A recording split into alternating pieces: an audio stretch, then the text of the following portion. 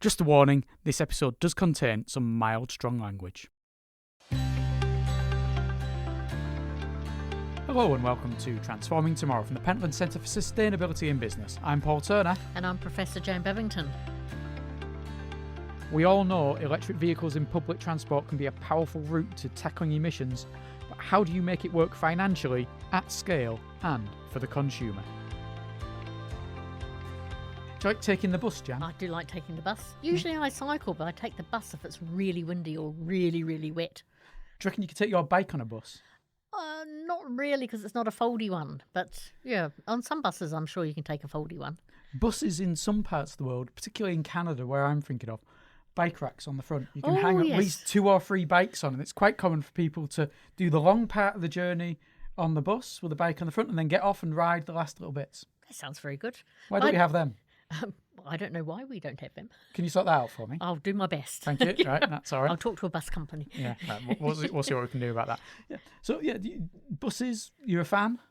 I am, and I really like at the moment. We've been taking the bus up into the lakes, which is, if you like, just because the fares are fixed. It's a really cheap way to get up into the lakes. There's no parking, and particularly if you're a double-decker bus, you can sit on the top and see everything. So, what's not to like? Yeah, because there is, for those people who are not from Lancaster or the surrounds, there is a direct bus that goes all the way from Lancaster up through Kendal into the lakes at Keswick. I think it finishes off, isn't it? So it's a nice journey there. What about you, Paul? Are you a bussy man?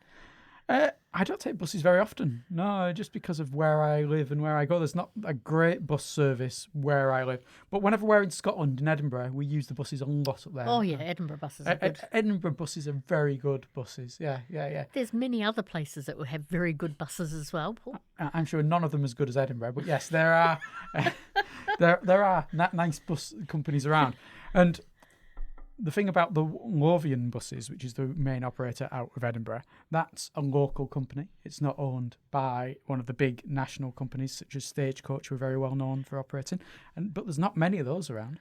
No, and I used to do some work for First Group that used to be sort of basically Aberdeen buses. But then when the bus company got sold off, it eventually turned into being part of a big multinational. And that's sort of, I don't know, that seems odd to have a multinational to run a local bus company.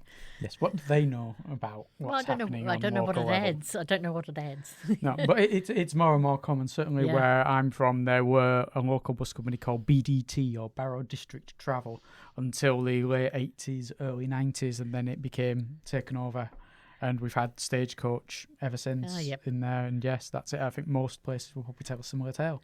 Yeah, well, the Stagecoach is a family-owned business. At least it used to be, best of my knowledge, founded by 2 Scots. But family-owned businesses, as we've discussed on this podcast in the past, doesn't mean it's a small little firm that we've invested in local things. You can have a family business that's one of the biggest companies in the world. Yes, indeed. Yes. Yeah. But why are we talking about buses? Why have we taken this roundabout journey? I have no idea. And lots of buses do that, by the way. I want to go straight from A to B, but it takes me via C, D, E and F. Well, sometimes going to C, D, E and F are nice places to go. Not if you're in a rush. True. Yes. Yeah. Right. No, but let's talk with someone who knows more about buses than we do. That wouldn't be hard to find somebody in that place. I feel we've had a very insightful conversation about buses just now. I think that we know enough. But, dear listeners, I'll leave you to make the judgment. Let's talk to the CEO of Warrington's Own Buses in Cheshire, a Lancaster University graduate, someone who actually studied here for a short period of time at the same time as me, much to his misfortune. Someone who previously worked for First Group, who's worked for National Express, and who is in charge of Warrington's Own Buses, and under his stewardship, I'm sure he'll tell you it's all down to him. They won the Sustainability Award at the Route 1 Awards 2025 for their fleet of 105 EV buses. Well, there's so much to unpack there. There is. So let's say hello to Ben Wakeley. Hello, Ben. Hiya, you're right. Ben, are you the best bus company in the land? Jan's suggesting that maybe you're better than Edinburgh and anywhere else? Well, Edinburgh is very good. I've got a lot of friends who work there. That is a good bus company. And you were right, I was quite impressed by your knowledge there. It is a municipally owned bus company in the same way as Warrington Buses. Yeah, you notice how he avoided the question there? He doesn't want to tell us whether he's we're definitely the best one. Oh, yeah. In which case, may I suggest you're not doing your publicity side of your job very well, because you just should have come straight out of it. Now, Ben, I know a little bit about your journey from being a Lancaster grad to where you are now as CEO at Warrington's Own Buses. Can you tell us, though, about it? Yeah, so I was here here at Lancaster University between 2000 and 2003, and I've just been on a nostalgic journey around the campus. It's strange how, when things change and you think, surely they should have asked my permission to change certain things. How did that not happen? They built a whole new building. Management school looks amazing, and you think, well, almost like the planning process. I should be part of that, but never mind. We'll bring it up at the next University Council meeting. Yes, please do. So it's changed a lot in that time, but it must have a real impact on you those years at university, because it feels like home. It feels like you're walking around your home, which that's nice. 3 years is not that long, but I think it's the age that you're at or something. It just has a big effect. So, it's really nice to be here. And I suppose whilst I was here, I was trying to just experiment with different things that I liked. I was always been interested in buses and transport, but I was also interested in radio. And I feel like, like at the beginning of a board meeting, you're supposed to declare an interest, aren't you? And a conflict of interest. And I feel like knowing Paul is a bit of a conflict of interest there. It should be noted down. Yes. So we knew each other through that. But I was always trying different things, and I liked music and that kind of thing. But I think really, I didn't know this at the time, but really underneath it all, I think the thing that I was interested in was leadership and management. And so I've always put myself forward for things, and I was head boy at school and that kind of thing. So I think that's, I'm predisposed to that. And so basically coming out of university, it was like, well, whichever one I was going to do, I think I would have ended up doing the leadership of whichever one of the things that I was going to do. But because I'd already been driving buses, First Group said, why don't you come and work for us? That's interesting.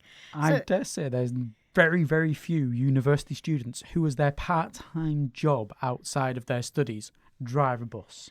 But it's a really good thing to do for a part-time study in terms of, flexible hours.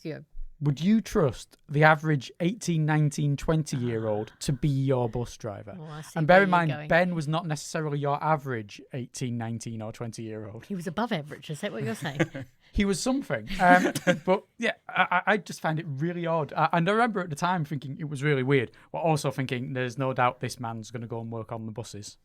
So how long did you drive a bus, and do you still get to drive a bus even though you're the CEO? Yes, I think it was around 2001, 2002, something like that I passed my bus driving test while I was on holiday from university. You get quite long holidays, don't you, from uni? So it was a good way of earning money. And, I mean, the truth is I would have done it for free. I really didn't need to be paid. It was just a case of wanting to do it. So I didn't tell them that, though. I drove buses all around North Manchester and really enjoyed it. My dad always used to say that university was one thing, but driving a bus around Eccles is in some ways a better education of what's going on in the world. So, I do occasionally drive buses. I had a vintage bus until probably a couple of years ago that I used to take to shows and that kind of thing. So, I do try and get out there. There are bus obsessives, and then there's Ben. Well, Not many bus obsessives become CEO of a bus company. Oh, but it's a perfect thing to do then. So we know buses are your interest. What about sustainability? Where does that come in your list of things that you're fascinated by? I think it's probably. I think possibly we're in a place where humans were sort of doing more harm than good. I think overall, and I think we kind of need some wisdom around it. It's really difficult because you've got these short-term aims that are legitimate aims that people want, but you've also got this long-term problem where we're not really managing the earth properly, I would say.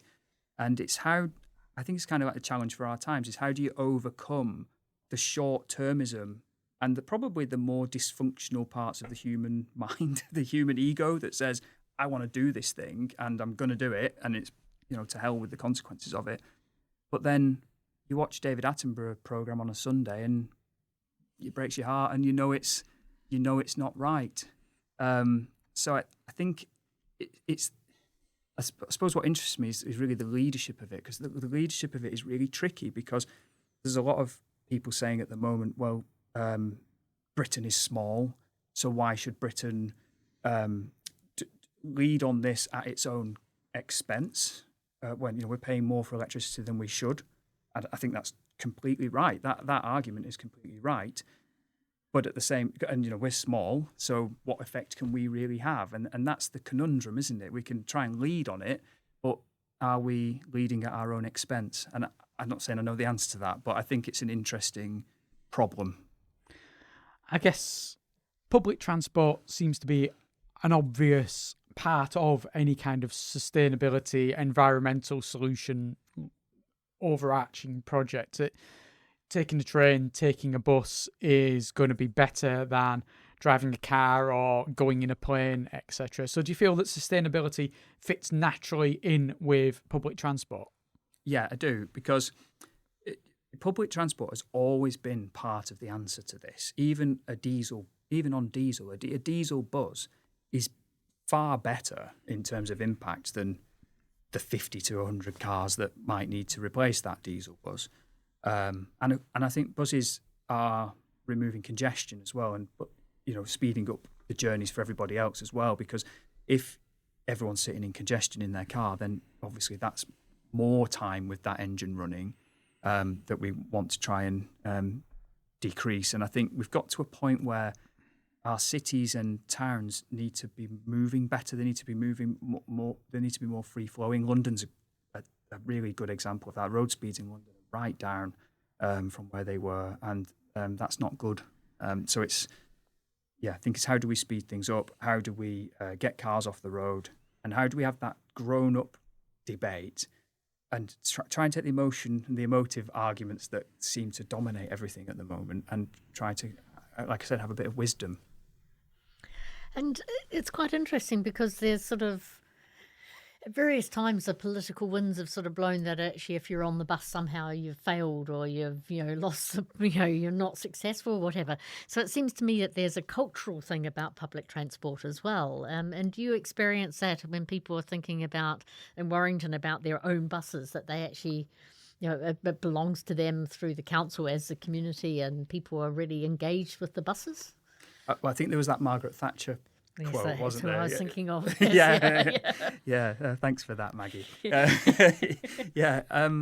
It's interesting, isn't it? Because if you go to certain cities, you get different cultures. In London, everybody takes the bus, don't they? So I suppose it's how do you bring that out, and how do you make public transport join up better with itself, with other modes? How do you interchange modes? And I think it's the push and pull factors as well that matter, because people hold London up as this great bus network, and it is a great bus network. I used to work there, and it's really good. But they did take some hard decisions as well. Things like a congestion charge is hard to. Yeah. That's a hard sell to the public. Nobody wants to sign up to that, but it's important. Things like the workplace parking levy in Nottingham, very interesting. You're creating these push and pull factors, and that's what we need to do. But it turns into this kind of big argument about liberty, which is probably over the top. It doesn't need to go that far. We just need to have the sensible, rational discussion about how do we make public transport more attractive. You were thinking of Margaret Thatcher's quote. I was thinking of the in-betweeners and a phrase for people who use the bus from there. Which is? Well, I'll say it, but I warn people in advance for the language. Bus wankers. Yeah, but as I recall from that episode, it does blow up in his face, doesn't it? Because doesn't his car break down and they end up getting him? Yeah, exactly, yes. But that is the phrase that is used in said episode. But yeah, it came back to bite them. Are you suggesting that the passengers on your buses are likely to attack people driving past in cars? This is one of the bits you'll have to cut out, Paul. But it's really interesting because that mode, you've got the choice about mode, and because cars are emotionally maybe really attractive to people, although sitting in a car in a traffic jam is less so. So I guess that's part of it. But for a public transport company, there must be more to being environmentally sustainable than saying we're better than that lot. So what are the kind of issues come to the fore in the bus world and around sustainability? I think one of the issues, just on the car-specific part of the equation, I think once you've made the decision that you're going to buy a car, there's a sunk cost, isn't there? And that sunk cost isn't really taken into consideration when people consider or it's not always taken into consideration when people decide what mode they're going to use. So, for example, people say, well, it's cheaper to drive somewhere. Well, it isn't. It isn't cheaper. Even, if you chose a bus company with, relatively high fares, which we're not, but if you chose one like that, it's still far cheaper than operating a car for a year. But obviously, once you've taken the plunge into that, it's then how do you convince someone back out of it? So that's a tricky argument. And fares don't always drive it. There's an interesting guy called Thomas Abelman in sort of around public transport sector, and he was talking about this thing called a Laffer curve, which is like a kind of demand type curve. I think it was used for tax originally, but it's to do with if you reduce fares, can you get enough people on board to overcome the lost revenue from those fares? And the short answer is you can't. It's very difficult. So I always come back to the conclusion that if you want to up the numbers, apart from operating the company as well as you can, you do need bus priority, you do need to speed up the journeys, and you need car restraint, you need to recognise the true cost and the true impact of a car in motoring, but we need to do it in a way where it's not a war on the motorist, it's just recognising that it actually has an impact.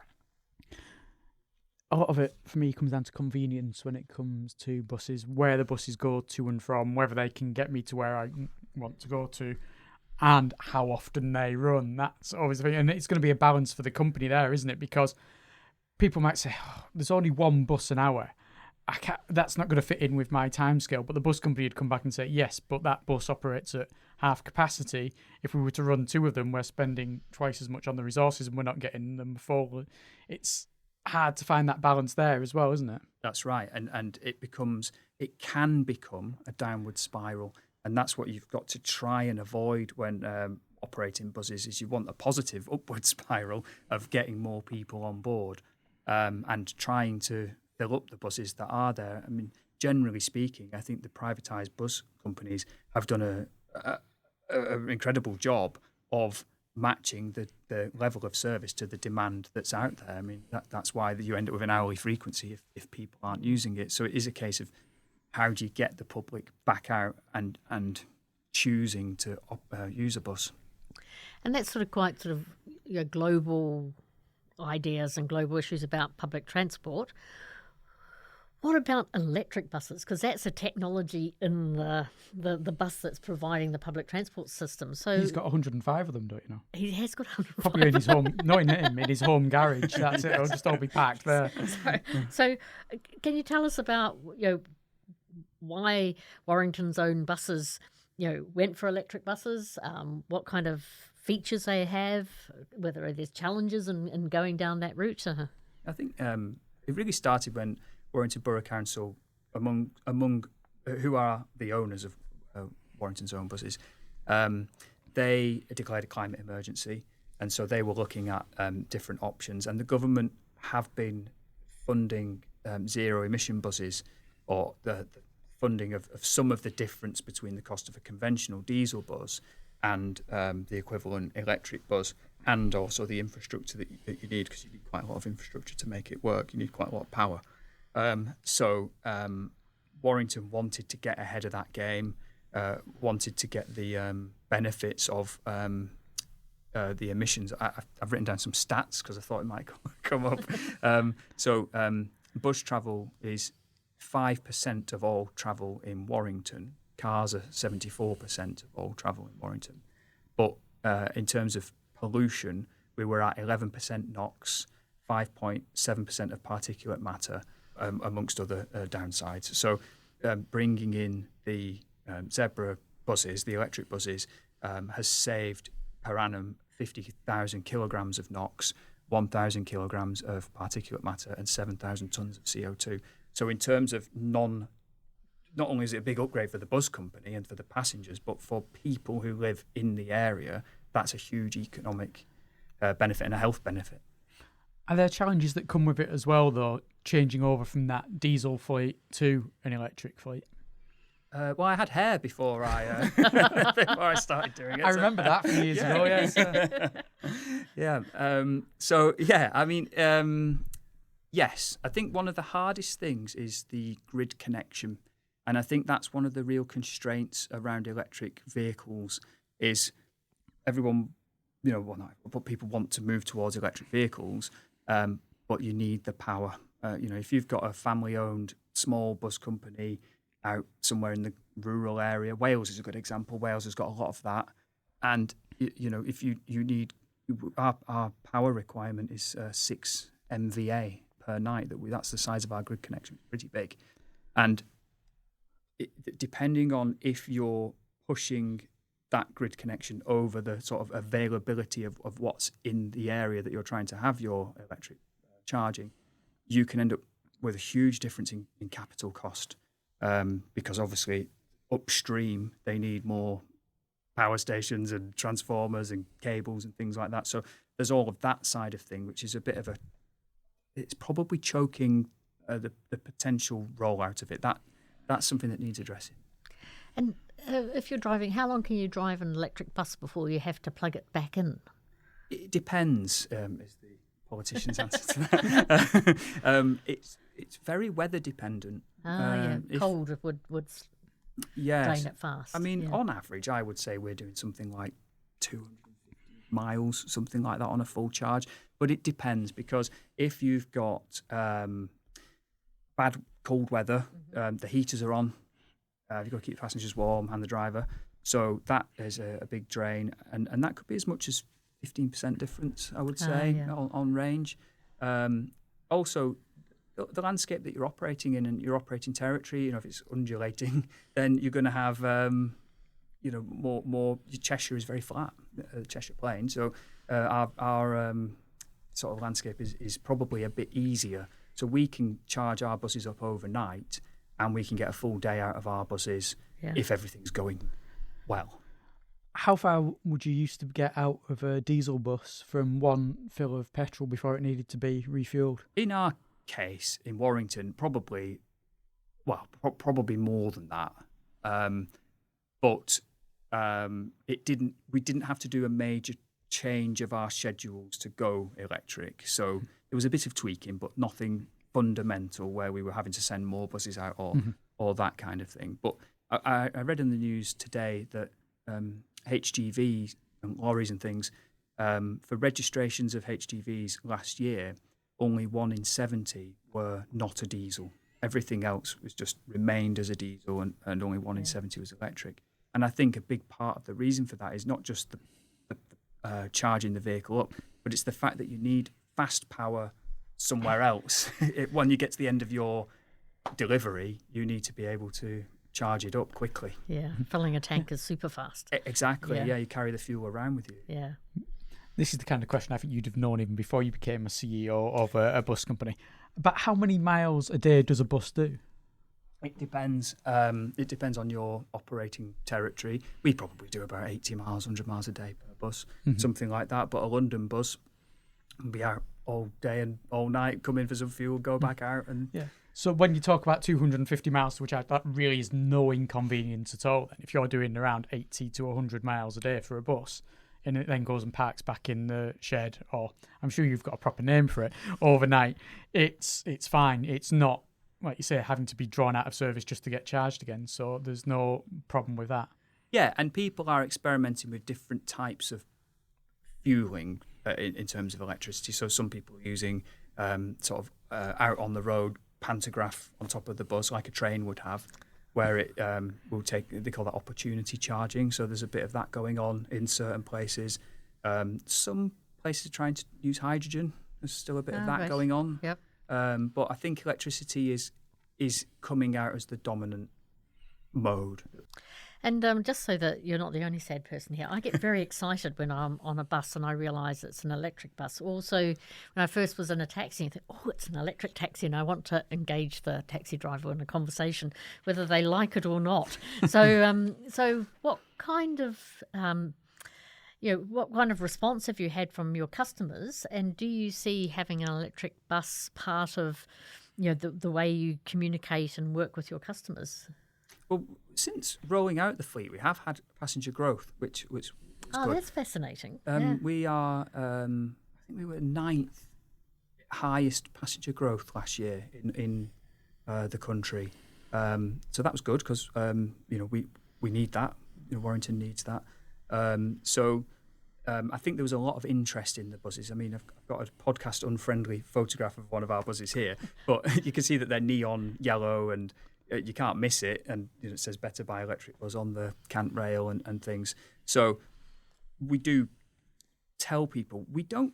I'd say we don't really scream that it's an electric bus because I don't really think that people would choose to use a vehicle, a bus, based on its power. I don't think that would be a choice that they would make. But I still think it's good to tell people. And I also sometimes get a bit cold on when companies describe their product to people. I always get a bit cold on that because I think, is your product the thing that's the most important, or is it what that person needs that's the most important? And it's what that person needs, I would suggest. So it's so it's not something that we've had launches and the mayor coming to cut the ribbon and things like that. So we've done a fair bit, but we have had growth. It's interesting what you say about electrification having an increase in passenger numbers, because that's been the traditional thing that's been seen for years on railway lines. When railway lines become electrified, passenger numbers increase.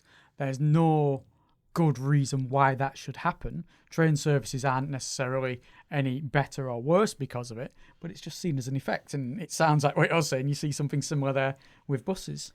Yeah, so I suppose it's at the same time you're making an upgrade, aren't you? So I think our average fleet age was about 12 years old before we made this change, and so you go from 12 to 0, and that does give you a better experience. And things like accessibility is far better on these buses. We've got two wheelchair spaces. We've got screens in each direction, so that if you're in a wheelchair space, you can always see where the bus is.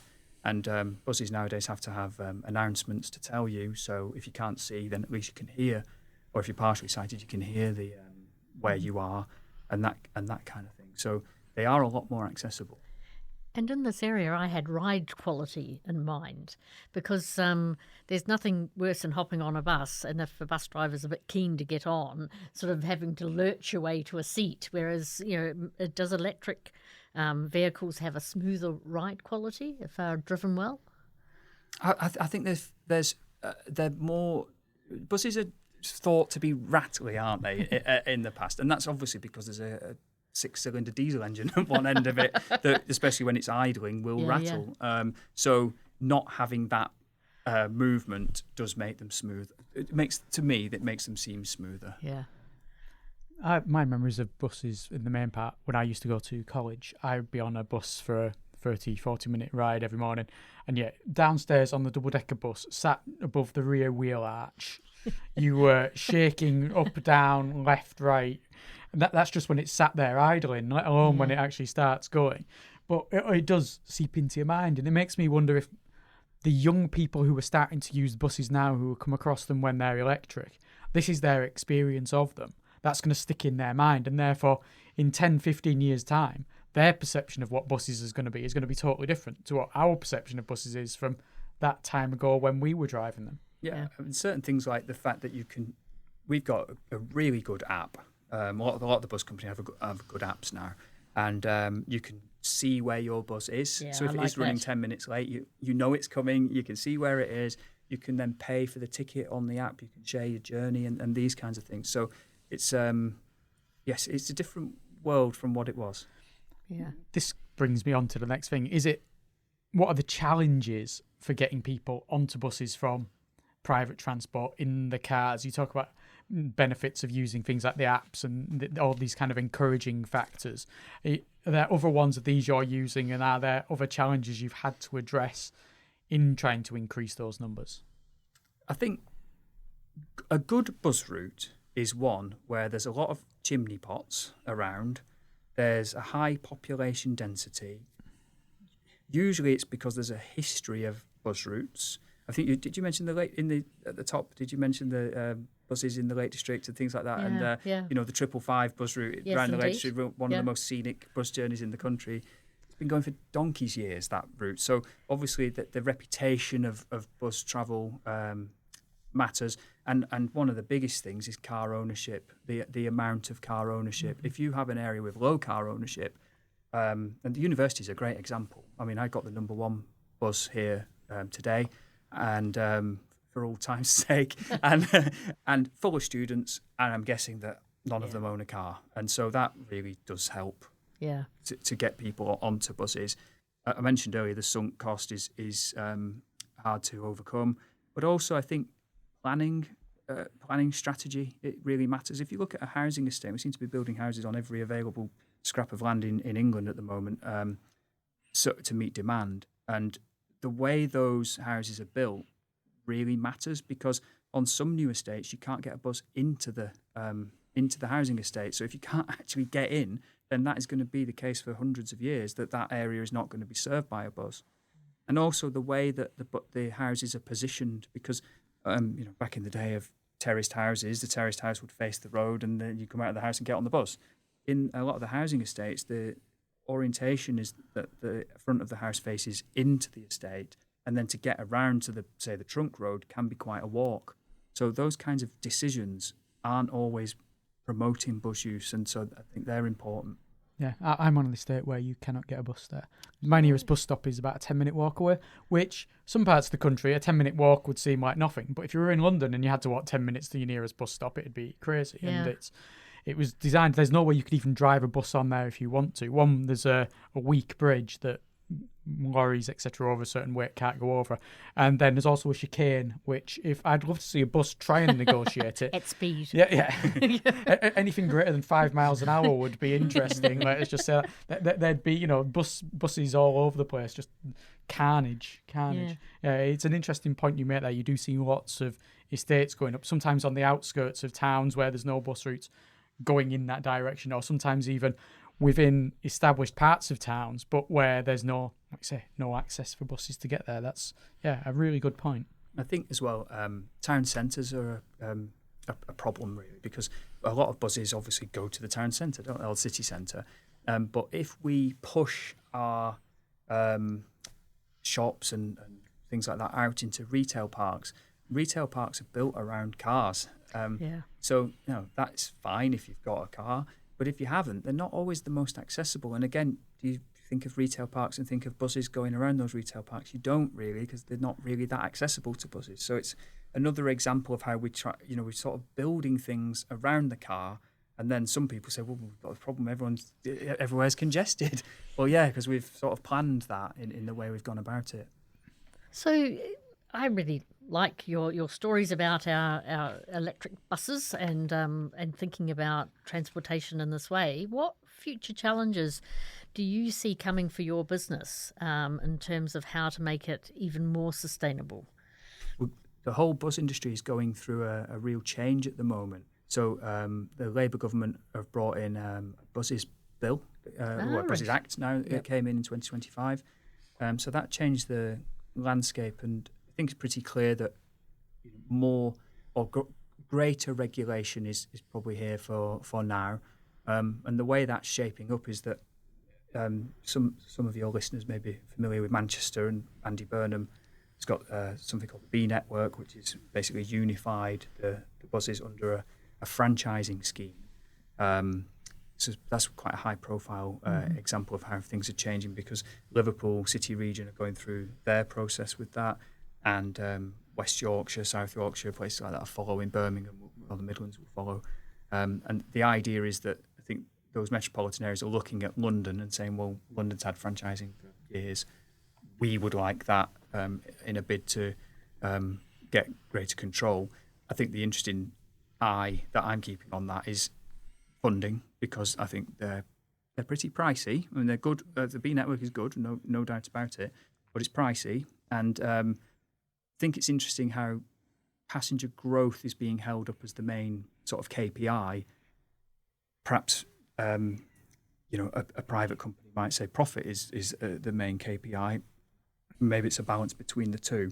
I think the profit on things like the B network has probably gone down, but growth has increased. So, which is right? I mean, it depends where you sit on it, doesn't it? Yeah. So I think the metropolitan areas will have franchising, and the rest, the sort of provinces and the shires, will probably have what they call an enhanced partnership or an enhanced partnership plus, which is a partnership between the local authority and the bus operators in that area to try and set minimum standards and better ticketing options and things like that. So I think you're going to have change. Well, we're going through that change at the moment to do that, and it's probably going to signal greater control from a more demanding government, because I think they're saying, well, we're probably government's probably subsidising 50% of the bus operation cost, and they want something back for their 50%. I think that's kind of where we are. The balance of power is going in that direction at the moment. Obviously, your company's an award winner when it comes to your EV buses, as we pointed out at the start. So I'm guessing you're making me blush, Paul. That's fine, Ben. That's what I came here to do, just make you embarrassed and sit there. Therefore, it seems like you're at the forefront of this. But where do other bus companies stand when it comes to adopting electric buses? Are there more following in your wheel tracks? Are there others that are already out there doing just what you're doing? Yeah, London is probably the furthest ahead, and these franchise areas that are coming in are often coming in with electric vehicles and that kind of thing, hydrogen vehicles, to try and bring that environmental benefit at the same time. But obviously it does put the pressure on the cost of operation, or capital cost of the bus anyway. So I think, there's a move to electric vehicles happening in those in and alongside those franchise areas. And you've talked about Manchester and the B network, where you've obviously got trams, buses, everything that fits in nicely together. It must be a lot harder in an area even just like Warrington, which is, it's a decent urban conurbation, but connecting bus networks with trains so that everything times together nicely, that must be a difficult thing to try and work on. Yeah, I mean, sometimes depending on the area, it's as simple as making sure that, when I got to Warrington, our buses didn't serve Warrington Bank Quay Station, which is the main intercity rail station. So we corrected that within about 6 months of me being there, because you need people to be able to switch modes, don't you? I mean, that's one of the things that London does so well, is you can switch between the two. Now, I think a lot of people say you have to franchise an area in order to get that. I don't think you do have to necessarily franchise it. You just need to work together. The bus industry's done some good stuff on that. There's a product called Plus Bus that you can buy, where you can add a bus ticket to your train ticket to be able to switch modes, and that's helpful. So I think more of that, and the government has this £3 fare cap at the moment that I've been in favour of that for a while. We have to be careful how we try and exit it, because don't want to cliff edge where people think it's too expensive and stop using it. But while you've got it, I think it's a good way of generating passenger growth. Yeah, I was recently in Scotland going from Lucas Station up to St Andrews. Charged me £5.10. I almost had a kitten. It's just so... I thought you were old enough to get the free bus pass now. Thank you. Thank you. Oh, no, that was the next one, wasn't it? Sorry, I'm just getting mixed up. Sorry, Jan. Sorry, can you just excuse us, Ben? I'm going to kick this man under the table. So can you wrap up before I try to murder you? No. Well, that's a challenge, yes. Who dies first? Am I killed? Oh, that's it. So do you have at Warrington's own buses then any other changes that are planned? You've got all the electric buses. Is there a next step for you when it comes to your sustainability agenda, or you feel that at the moment you are where you can be? I think we're pretty good. We've got a renewable energy tariff with Octopus, so we buy all our power that's not harmed the planet while we've been buying it, and we are obviously running an electric fleet. I think trying to get other areas to have charging infrastructure would help. One of the things that's happening in Cheshire and Warrington is devolution, and I think that's an opportunity for a company like Warrington's own buses to see what we could do in the other areas. But you've got to have the infrastructure, and the infrastructure takes planning and time and investment. So I think rolling that out would be good. I've got 2 more questions. One of which, we know what your favourite bus ride is, Jan, because you talked, I assume it's your favourite bus ride because you talked about it so wonderfully about the 555. Have you got a favourite bus ride, Ben? It was nice to get the number 1 bus back to the uni. Yeah, it's all right. Come on, no, we're not kidding anyone. It's not exactly the most scenic of routes between Lancaster City Centre and the university. Yeah, I found it scenic, and also it passes the Booths supermarket. You don't get them everywhere, do you? Yeah. And I like the number 8 bus in goes from Bolton to Manchester. Again, I mean, depends how much scenery you want in Moses Gate or Swinton or somewhere. But I'm guessing that's got more nostalgia to it for you as well. And did you ever drive that route, the Manchester to Bolton route? I didn't, unfortunately, but I did drive it in my vintage bus that I had until a couple of weeks ago. But a friend of mine in the industry, a guy called Alex Warner, who writes for Passenger Transport magazine, he has a company called Great Scenic Journeys, which is all about scenic bus journeys, of which the 555 is in there, and some of our routes that go through Cheshire are on there as well, like our 9 and 9A bus that go to things like the Anderton boat lift. That's worth having a look if you're in Cheshire. Are you familiar with that? I am, on the canal, yes. Yeah? Yeah. It's quite a contraption, Yes. that thing. Yeah. So, that's it's one of our scenic routes, but there are some really good ones out there, and his website has loads of details on them. We'll put that in the show notes because I think folk will be interested. And just finally, can you just say the word bus for me again, please? No. I didn't think so. But anyone who's listened to the last 45 minutes will notice that Ben doesn't say bus. He says something different, and that's all to do with the fact he's from Bolton. Ben, thank you so much for bringing your expertise on your love of buses in to talk to us. Yeah, thanks for having me. There's so much to consider about buses, public transport generally, and how we get people from cars to sit on the bus, sit on the train, isn't there, Jan? But what I like is it's like peeling back an onion. So you've got how you might do transport in general. Then there's systems and planning and where people are and where they want to get to. Then there's mode choice, car, not car, etc. And so, it was really something. Running a bus company is complicated, but understanding how buses fit within a transport system is more complicated still, I think. My biggest worry for any bus company that Ben runs is he's going to be tempted just to spend all of his day saying, I don't want to do any of this important work to keep the company running. I just want to go and drive a bus.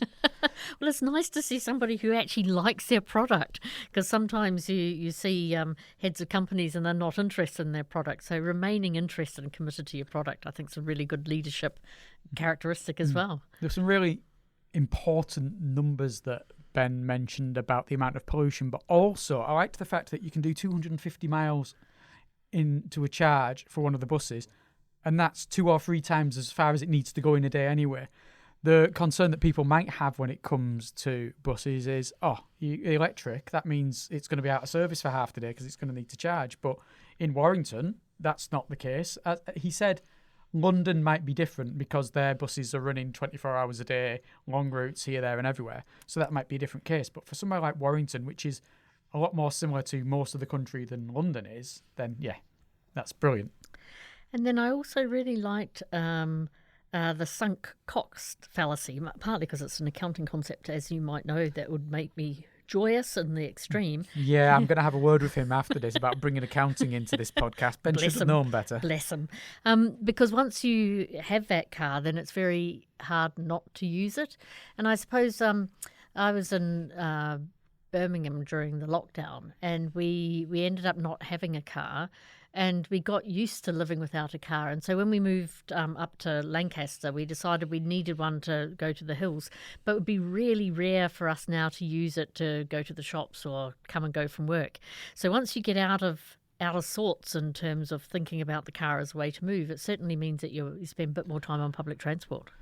Did it work, though? Because I know people who've been in similar situations that will buy a car specifically for long journeys and then, but it's there, it's so much more convenient, let's just go and get in the car. No, it has to be really quite lousy weather for us to get in it. Very good. Yeah. Well done. Yeah. Yeah. I'm proud of you and your bus. Parking on the campus. It's not only the cost; it's finding a car park. Yes. so yes. we're certainly being incentivised against doing that, which I in general approve of. Yes, anyone who's ever driven around Lancaster as well knows the one-way system and is particularly fond of it, I'm sure. So there are issues there. And yeah, it's good to see that there are other companies that are going the same way. There's others that are looking at how to do it. And there's further ways for bus companies to adapt even beyond just buying electric buses. There's considerations that are there. And Ben, said, look, we're doing well, we're doing a good job, but he also came up with things that could still be done. Yeah, no, I thought it was great. Very great. I enjoyed that. What are we going to do next? Oh, you'll be happy. We're going to do analytics. Oh, I'm there. Yes, I'll put a bed in the corner. You can go and talk to someone about analytics. I'm not a big fan of analytics. You'll love it. You'll love it. Yes, trust me. We'll discover all about sustainability analytics and hopefully some interesting, important things. And if there aren't, you'll be held responsible. We're going to be joined by Dan Levinskas, who's the founder and CEO of Cetera in Montreal, Canada. And that's a company that deals with consultations around emissions, etc., and a lot of analytics goes into that. So that'll be a fascinating conversation. And not wholly dissimilar to what we've just chatted about as well. Indeed. Well, I look forward to it. Until then, thank you very much for listening. It's goodbye from me, Paul Turner. And goodbye from me, Jan Babington.